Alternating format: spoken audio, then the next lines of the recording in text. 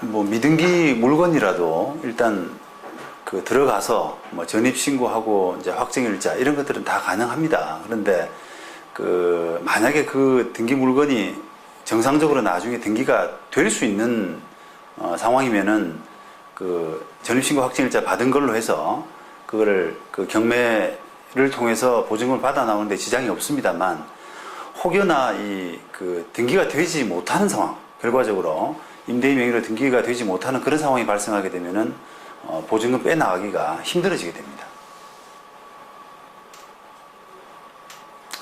그 뭐 등기가 될 수 없는 가장 대표적인 경우는 그 이 대금을 다 납부 못해서, 또는 그 이제 분양계약상에 뭔가 가압류 같은 것들 이런 게 들어와 가지고 임대인 앞으로 등기가 못 되는 그런 경우가 가장 대표적인 거고요. 그 밖에 그 등기 자체가 이제 불가능해서 뭐 건축물이 위법하다든지 하는 그런 이유로 등기가 되지 못하는 그런 경우도 있습니다. 그 일단 미등기 건물이라고 하더라도 전입신고 확정일자를 갖추게 되면 일단 임대인 명의로 등기가 딱 되게 될 경우에는 세입자가 전입신고 확정일자 받은 그 순서를 가지고 보호를 받을 수가 있습니다. 그래서 등기하면서 뭐 임대인이 저당을 설정했다거나 하는 그런 부분에 대해서는 임차인이 보호를 받게 되는데, 혹시나 등기하면서 임대인 아닌 다른 사람으로 등기를 해버린다든지 하는 그런 경우에는 임차인이 조금 당할 수가 있는 위험이 있습니다.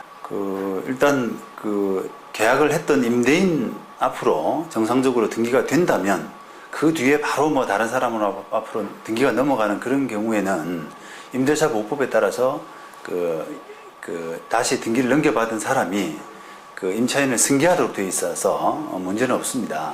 그런데 조금 아주 예외적인 경우이긴 합니다만은 그 등기를 임대인 명의로 아예 하질 않고 아예 다른 사람 앞으로 해버리는, 그러니까 건축 뭐 분양주 명의 변경 이런 방법을 통해서 다른 사람 앞으로 해버리게 되면은 그런 경우에는 임차인이 조금 보호받지 못하는 그런 위험은 있을 수가 있겠습니다.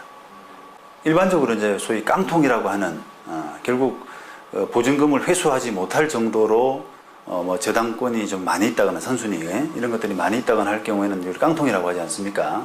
그런 부분은 사실 뭐 미등기 부분에 국한되는 문제가 아니라 등기된 부동산도 마찬가지죠. 그래서 그런 부분은 결국은 경매됐을 때 이 물건이 얼마에 낙찰될 수 있느냐를 좀 감안해 보시고, 그 다음에 선순위, 그 다음에 자기 보증금 이런 부분들을 좀 따져보시는 방법밖에 없지 않나 싶습니다. 그러니까 보통 그건 이제 수분양자라는 표현을 쓰는데, 분양회사 내지 분양권자, 이거 동일한 말이고, 그 다음에 수분양자, 이런 반대편은 수분양자거든. 아직 그 분양을 이제 받으신 분, 수분양자라고 하는데요. 이 분양을 받으신 분은 법적으로 이야기하면 소유권자는 아닙니다. 그런데 곧 대금을 다 내게 되면은 이제 소유권자가 될 지위에 있거든요. 그런데 임대차 계약은 법적으로 꼭 소유권자하고 해야 되는 것은 아니에요. 그래서 수분양자하고 계약을 하는 것은 전혀 지장은 없고요. 다만 수분양자 앞으로 등기가 이게 넘어올 수 있느냐, 그렇게 해서 궁극적으로 그 물건이 나중에 그 임차인이 경매를 쳐서 이렇게 회수할 수 있는 상태가 될 수 있느냐 하는 그 부분이 포인트라고 할 수 있습니다. 미등기 부동산을 뭐 임차해서 임대해서 이렇게 발생하는 가장 뭐 전형적인 문제는 결국 그 분양 받으신 분이 대금을 다 못 냈다거나, 또는 대금을 다 냈는데 어느 순간에 그 분양 받으신 사람의 채권자가 그 분양권을 압류한다거나 하는 경우로 분양 받으신 분 앞으로 등기가 제대로 안 되는 그런 경우에 문제가 많이 발생합니다. 등기가 제대로 되지 않을 경우에는 그 임차인이 그 물건을 경매치기가 어려워지는 그런 상황에 놓이게 되는 거죠.